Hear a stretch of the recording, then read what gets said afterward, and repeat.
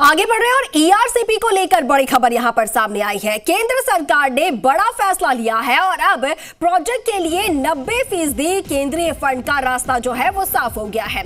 लेकिन इसके लिए राज्य को भी यहां पर थोड़े बदलाव करने होंगे। केंद्रीय मंत्री गजेंद्र सिंह शेखावत ने इसको लेकर जानकारी साझा की है और अब इस प्रोजेक्ट को रिवर इंटरलिंकिंग में शामिल किया गया है। चंबल, पार्वती, काली सिंध लिंक से जोड़ने का ऐलान यहां पर किया गया है। इसके साथ ही आपको बता दें कि केंद्रीय मंत्री यहां पर गजेंद्र सिंह शेखावत ने कहा है कि ईआरसीपी को नेशनल पर्सपेक्टिव प्लान में शामिल किया गया है और इसे सिक्योरिटी लिंक में भी यहां पर प्राथमिकता दी गई है। राज्य सरकार ने 50% डिपेंडेबिलिटी पर यहां पर प्रोजेक्ट भेजा है और अगर राज्य सरकार 75% पर यहां पर राजी हुई तो ईआरसीपी का 90% पैसा जो है वो केंद्र सरकार देगी। अब इससे पहले भी अगर आप अपने बच्चों को पैसे का पार्ट नहीं सिखाएंगे तो पैसा कमाने के बाद में हो सकता है वो आपको ही बेच दें। सावधान, फ्रीडम ऐप को डाउनलोड करें, बच्चों को पैसे का पार्ट कैसे पढ़ाना है सीखिए। और 75% को लेकर यहाँ पर जो पेच है वो चलता आ रहा था और इसी को लेकर ये जो ईआरसीपी प्रोजेक्ट है इसमें देरी हो रही थी, लेकिन अब इसको लेकर बड़ी खबर यहाँ पर बड़ा अपडेट जो है वो यहाँ पर सामने आया है। आपको बता दें कि केंद्रीय मंत्री गजेंद्र सिंह शेखावत ने यहाँ पर ये जानकारी साझा की है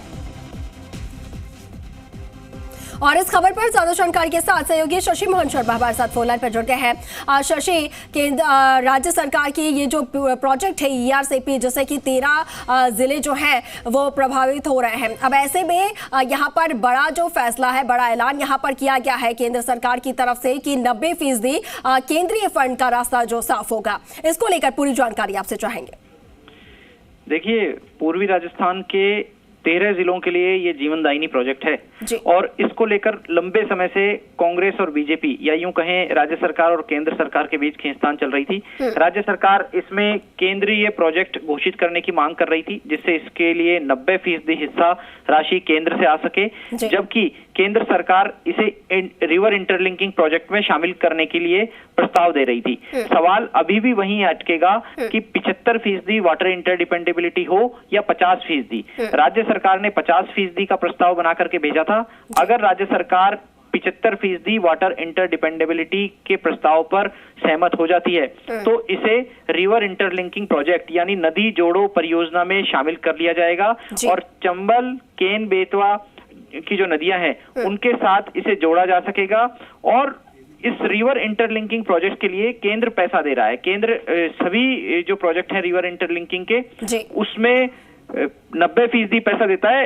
ये जो ईआरसीपी का जो इंटरलिंकिंग प्रोजेक्ट होगा ये चंबल, पार्वती और काली सिंध नदी को जोड़ने से बनेगा और इसके तहत केंद्र की बात भी रह जाएगी, राज्य की बात भी रह जाएगी और राज्य के लोगों को जो 13 जिलों के लिए जीवनदायिनी प्रोजेक्ट है, प्रदेश की आर्थिक बहबूदी के लिए भी ये बहुत महत्वपूर्ण प्रोजेक्ट माना जा सकता है क्योंकि अगर इन 13 जिलों में पीने के पानी और सिंचाई की व्यवस्था समुचित तरीके से मिल जाएगी तो प्रदेश की आर्थिक रफ्तार को नए पंख लग जाएंगे। वहां अच्छी फसल होगी, अच्छी उपज होगी, लोगों का जीवन स्तर भी सुधरेगा और लॉ एंड ऑर्डर के जो कई बार इश्यूज होते हैं पीने के पानी की समस्या को लेकर के उनका भी समाधान हो सकेगा। तो बहुत बड़ी खबर है राजस्थान के नजरिए से, लेकिन अभी भी